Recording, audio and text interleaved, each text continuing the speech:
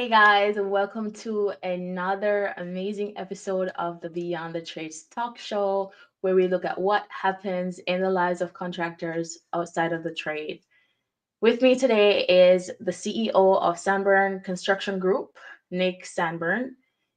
The company that he operates maintains over 8,000 rental units in the Detroit metro area. They have a growing YouTube channel of 50,000 subscribers, and that all happened in 6 months, guys. That's amazing. Guess what? Nick really loves what he does. He does nothing but work. Like, I've never heard that before.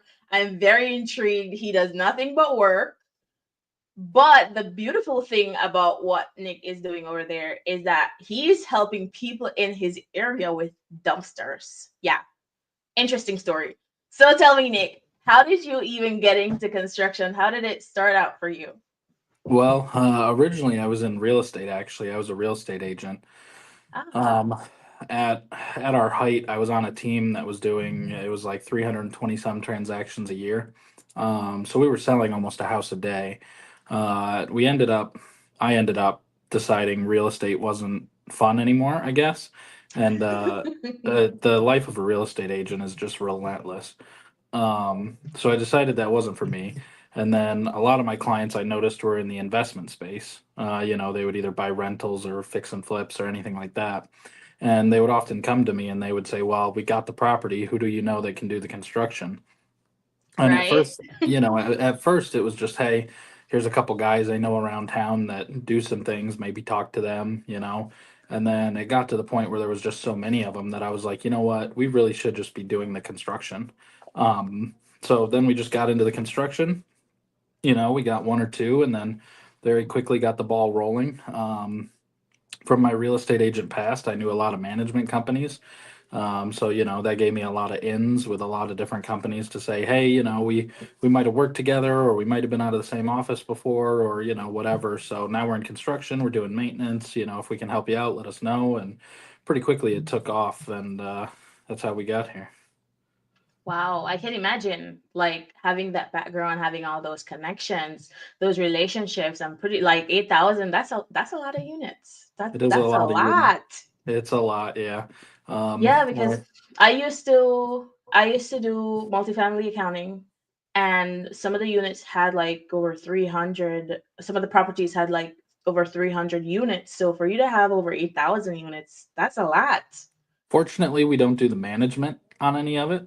So we don't have to deal with the accounting or the owners or anything like Right. that. Just the like when something goes wrong, they'll call you guys to come in and fix it. Yeah, fortunately, we only do the maintenance and we do the big renovations too. I mean, right now we're putting on a roof on I want to say it's a 60 unit apartment building. So it's a pretty large roof. I mean, so we do a lot of bigger stuff too, but for the most part, we don't really have to deal with the usual management stuff. All we do is come in and fix things.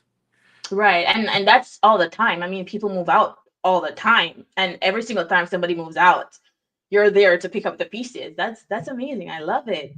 Yeah, and this is one thing a lot of people don't talk about when it comes to management and rentals and stuff. But at any given time, you could throw a dart, and probably 2 to 5% of the portfolio is vacant.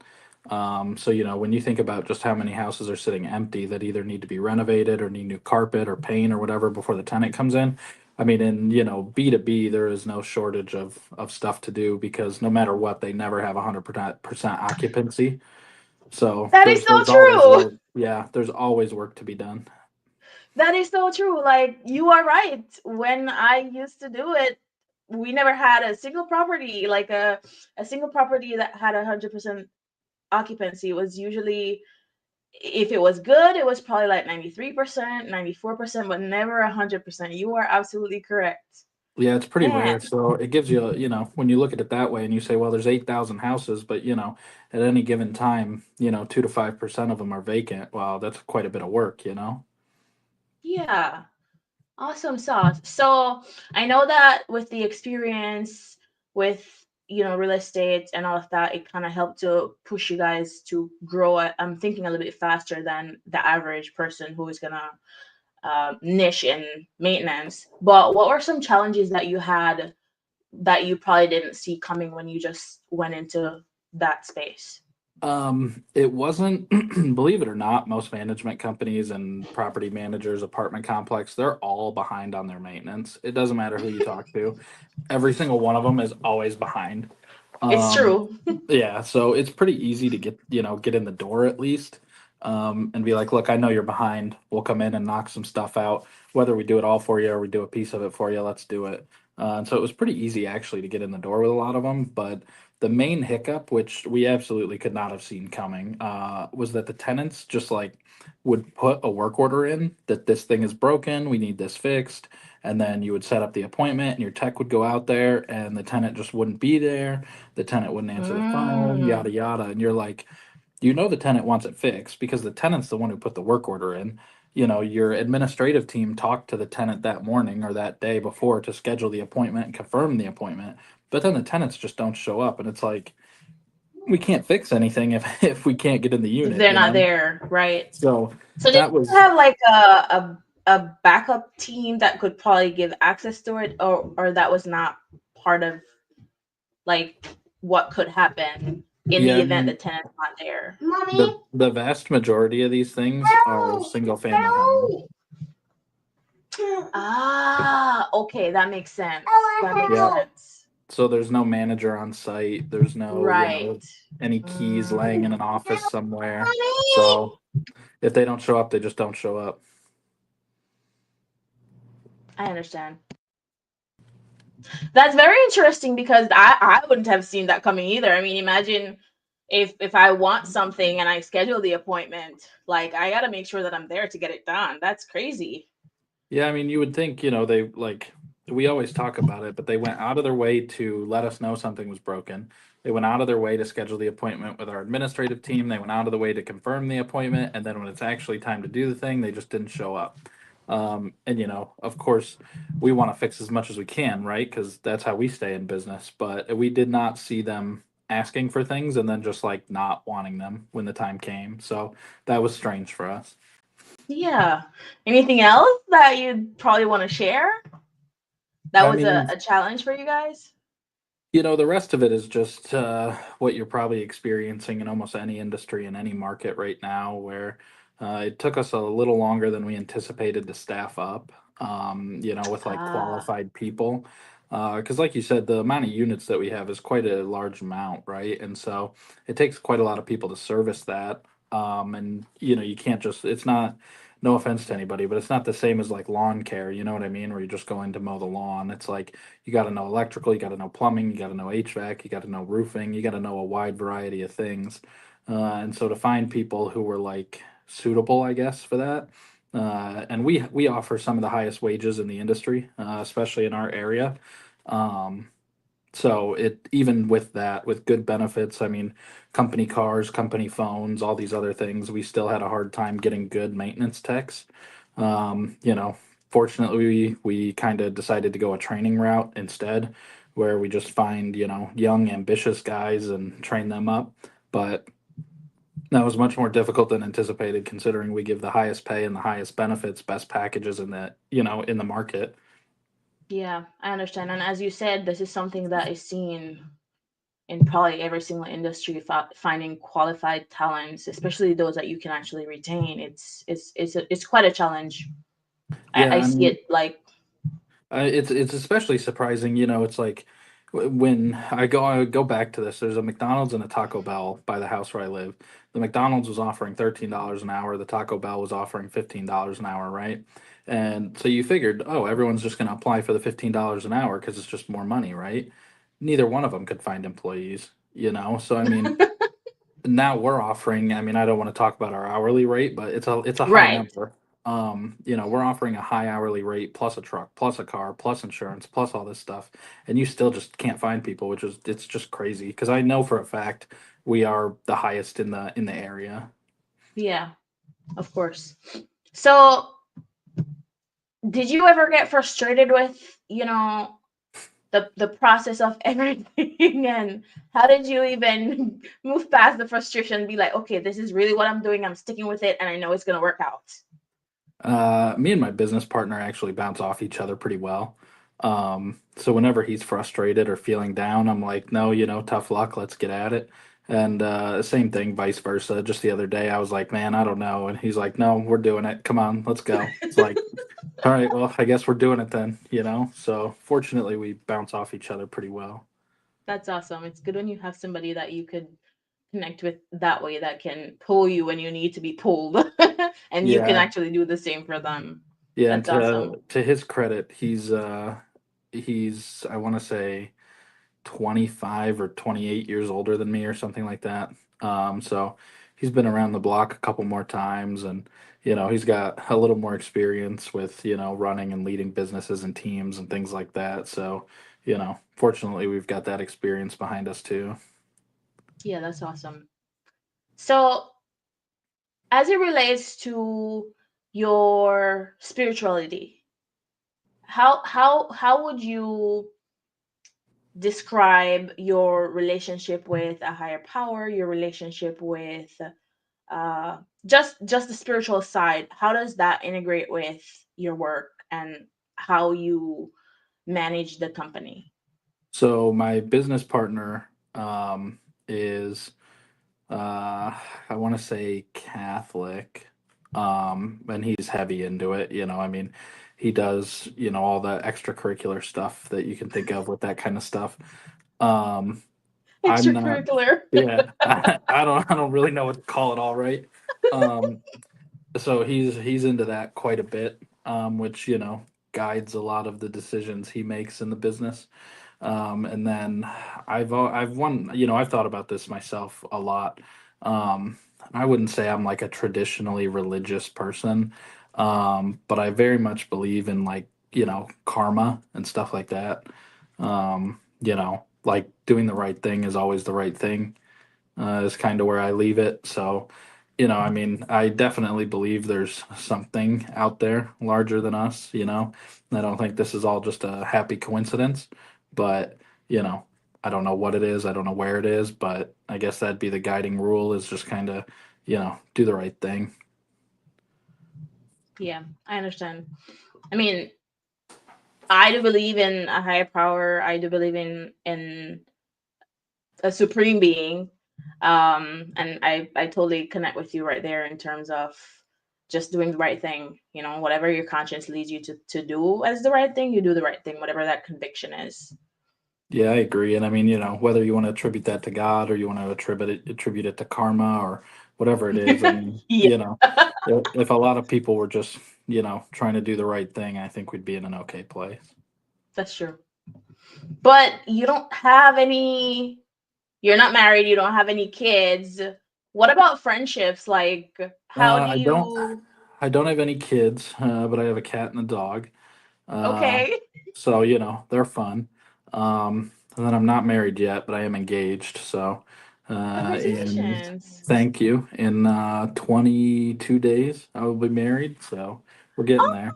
listen, it's still so fresh. Oh my goodness, congratulations. I'm excited for Thank you. you. Yeah, we're getting there.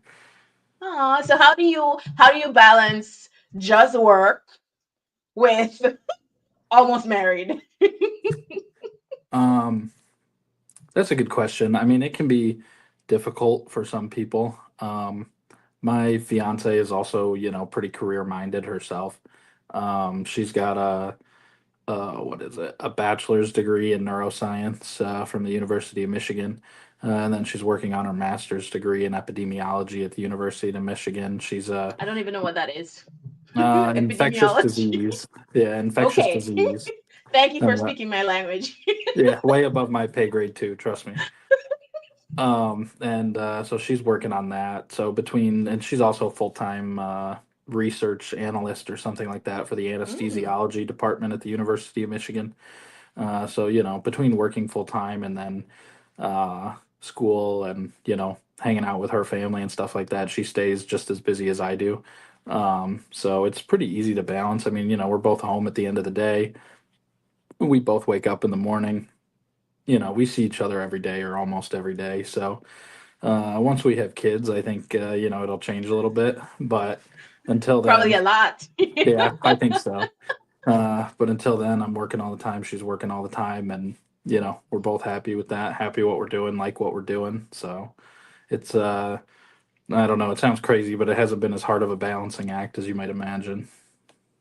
Oh no, I totally get it. Like at one point in time, well, when my husband and I were just married, like he was working all the time, I was working all the time. So I feel you, but obviously once I had my son, everything actually when I got pregnant, all that changed, and when I had him, it definitely changed.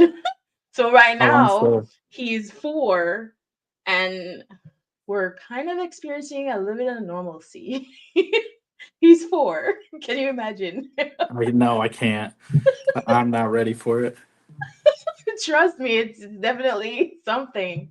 And I sat the other day, I was like, it's taking almost 5 years to go back to normalcy. Like, is it even gonna get normal again? I don't think so. I don't think we ever will.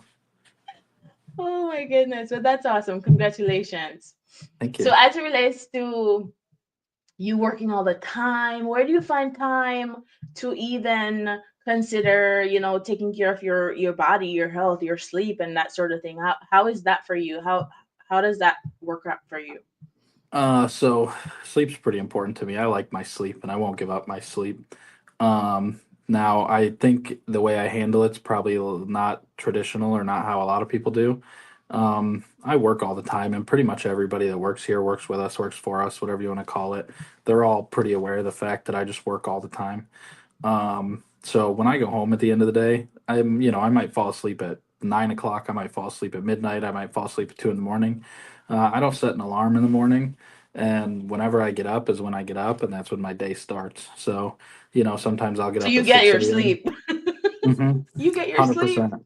100%. Can't go without it. So sometimes I get up at 6 a.m. because I fell asleep at 9 o'clock at night and I woke up at 6 and my day starts at 6. Sometimes, I'm up till midnight and then I sleep in till 10 in the morning and my day starts at, 10:30.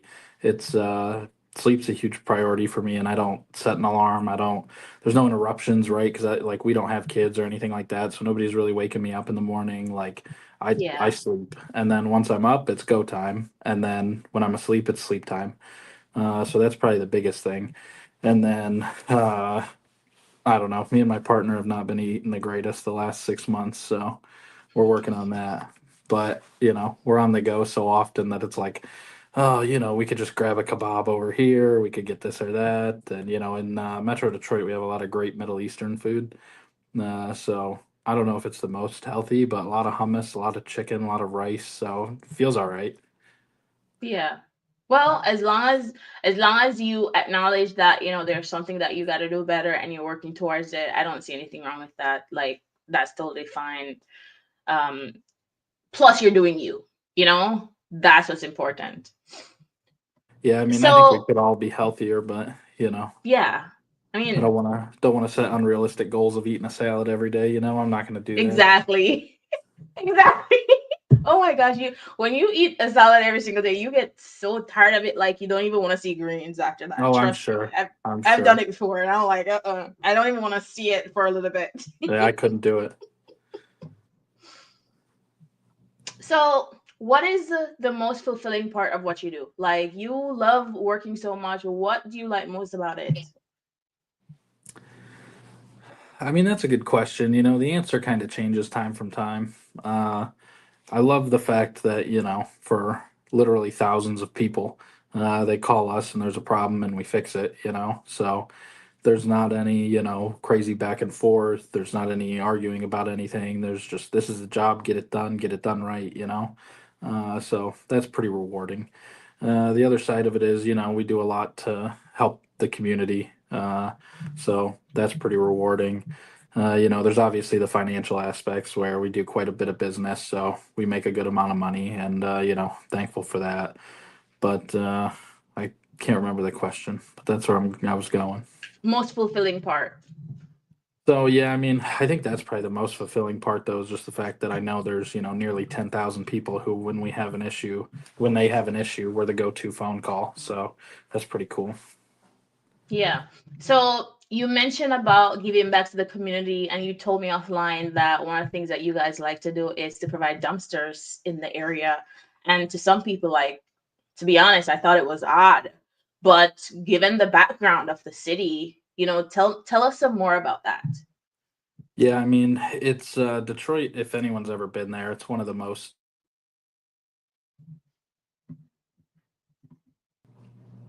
So Metro Detroit is one of the most probably, especially Detroit proper, is one of the most littered cities in the world. Well, specifically in the country. You drive up and down any single street in Detroit, the on ramps, the off ramps, the highway, anything like that, it's full of litter. And me personally, littering is one of my big pet peeves. Like, just always, I've always hated it. And so when we had the ability, and at our height, we were flipping 30 houses a month, so we were getting a new house a day in Detroit, right? Detroit proper. So when you're remodeling a house, you usually go through, two or three 30-yard dumpsters. And so we had them there. We knew we were going to fill them with trash. So any of the neighbors that were outside or anything like that, we'd be like, hey guys, you got to clean out your basement, whatever. Don't just litter. Just come throw it in our dumpster. If it costs me an extra dumpster on the job site, it's an extra $500. It's not a huge deal in comparison to the job, right? So we did a lot of that where a lot of people throughout the city, instead of littering, were just using our dumpsters, which, if you have 30 dumpsters out in any given month, that's pretty big impact. So I was happy to do that. Yeah, that's awesome because I mean, if people had a lot of, I don't want to say garbage, litter Yeah. in Debris. their homes. Yeah, if people had a lot of that in their homes, like they would just sit there. So imagine if, because people probably don't want to call a dumpster. Well, no, and Like the average typically person what doesn't want to happens. spend five, three to $500 to call a dumpster just to get rid of dump. Yeah, and So if you're offering that, that's amazing. typically what happens is there's a lot of empty lots in the city because of houses that have just been demolished or abandoned and everything else. The city tears the houses down.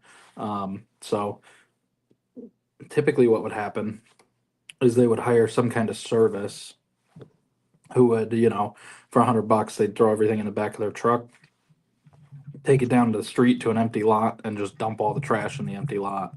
And they just, Mm. make $100 a day or whatever, a job moving trash around. So that's part of the reason why it's so littered is because nobody would throw it out. It would all just get littered, left on the side of the street, left in the alleyways, left in the vacant lots. And, I wasn't a fan of that. Wow, that's tough. I'm not gonna lie. Like, well, down here in Florida, we don't really have No, you don't litter have like anything that. like Like that. the streets are very clean. Yeah. If you Yeah. see it, like it's very strange to see something laying around on the floor. No, I know. I mean, when I lived in, it was Port Richey, right outside Tampa, St. Pete. When I lived down there, I mean, it's gorgeous. It's Oceanside, or I think it was Bayside, but it's Yeah, gorgeous. It's still. everything's clean, everything's nice. It's not quite the same. Yeah, I can imagine. So what's next? What are some of the goals that you guys are working on, and some of the stuff for you? Like what is your vision? Let's say for the next 2 to 3 years. What are some of the goals that you guys are working on? So I'd really like to pass that 10,000 unit mark. You know, Wow. that would be Yeah. it'd be a good round number. I'm a fan of that. The next thing I'd like to do is, we operate everything out of a central location in Metro Detroit. But, Mm. yeah, Michigan's a large area, right? So, you've got Lansing and you've got Grand Rapids and you've got a couple other larger cities that, if we can figure it out in the next couple of years, I wouldn't mind, dipping our toe in that and seeing how that goes. You can Maybe totally we do it. yeah, I mean, the You can hardest do part's it. going to be staffing. So if we can figure that out, then, the rest will come. But that's one of them. So once we get to the 10,000 unit mark, I'd like to branch out some to other markets. And then so we have a full, construction company too, right? So maintenance isn't our only thing. We also flip houses and Right. build houses and things like that. I've had my eye on a subdivision for about a year now. So if all the cards come through right, we might be building our first full subdivision. So That's that would be amazing. fun for me. Yeah, I'm excited for that one. So, right now it's a goal. We'll see. We'll see if it comes through. All you have to do is just take little steps, little by little, and hash it out, write it down, hash it out, and keep working towards it. And I can see it happening, to be honest.